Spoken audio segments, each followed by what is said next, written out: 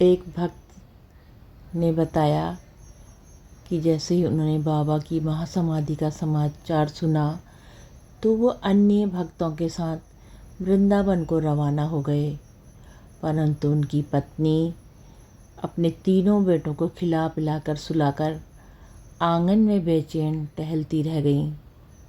न आंसू न विषाद, मन मानस में केवल एक विचित्र सा मौन, चारों तरफ शांति।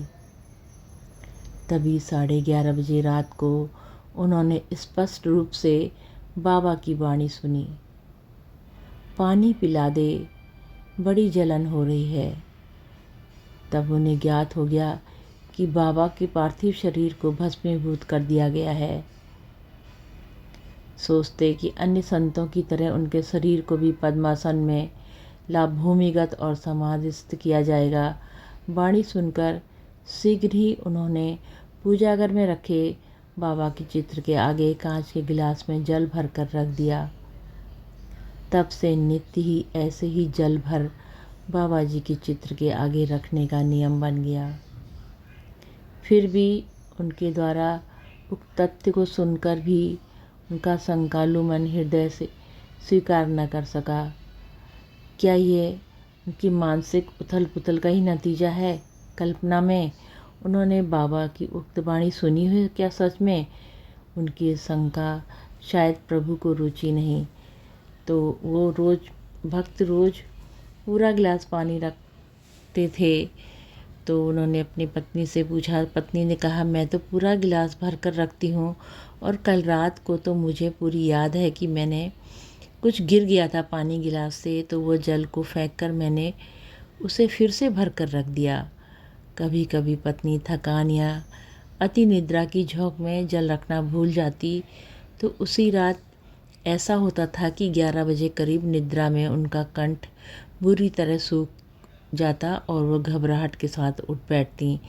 तब उन्हें जो पहली बात याद आती वो होती, कहीं महाराज के लिए पानी रखना तो नहीं भूल गई। और देखने पर यही सत्य निकलता। तब उनके लिए जल रखकर स्वयं भी जलपान करके वो सो जाती। दूसरे दिन ऐसी घटना प्रभु लीला की चर्चा का विषय बन जाती थी उन लोगों के लिए। एक रात को उन भक्त ने पूछा कि बाबा, जल ग्रहण करते भी हो या यूं ही हो रहा है ये सब प्रपंच? बात आई गई हो गई और वो भक्त भूल गए, परंतु सब कुछ महाप्रभु कैसे भूलते। जो जल रात को रखा जाता था उसे वो स्वयं सुबह प्रणाम कर कर स्वयं ग्रहण कर लेते थे। एक दिन सुबह उठकर जब वो प्रणाम करने पहुँचे तो देखा कि कांच के गिलास में जल 1/3 भरा है। यद्यपि ऊपर ढकी तस्तरी यथावत अपनी जगह स्थित थी, कहीं इधर उधर जल भी नहीं गिरा था। प्रभु ने अपनी कही बात वो तो भूल गए और स्वभाववश पत्नी को रोष दिखाते हुए बोल पड़े, पूरा गिलास भरकर भी जल नहीं रख सकती हो बाबा के लिए?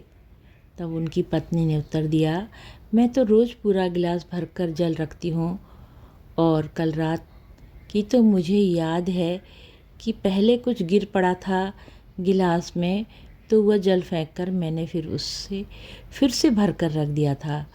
तब पुनः ख्याल आया कि कहीं लड़कों ने तो कुछ गड़बड़ नहीं की। आंगन पार करके उनके कमरे में पहुंचकर उनको जगाकर पूछा, तो उन्होंने कहा, हम तो रात आरती के बाद पूजाघर में जाते ही नहीं, पहले ही प्रणाम कर आते हैं। तब एकाएक बाबा जी से किए गए अपने प्रश्न को याद आ गई। अंतर में रोमांच हो आया। उनकी शंका का उत्तर दे दिया महाप्रभु ने। उस दिन वो बचा जल महाप्रभु का परम प्रसाद सब में वितरण करके ही उन्होंने ग्रहण किया। परमानंद की अनुभूति के साथ संध्या समय दादा को भी ये घटना सुनाई। जय हो नीम करोरी बाबा की सदा जय हो, माँ सिद्धि की सदा जय हो, बाबा सदा अपने भक्तों का कल्याण करना प्रभु, कल्याण करना प्रभु। जय हो बाबा, जय हो, सदा ही जय हो।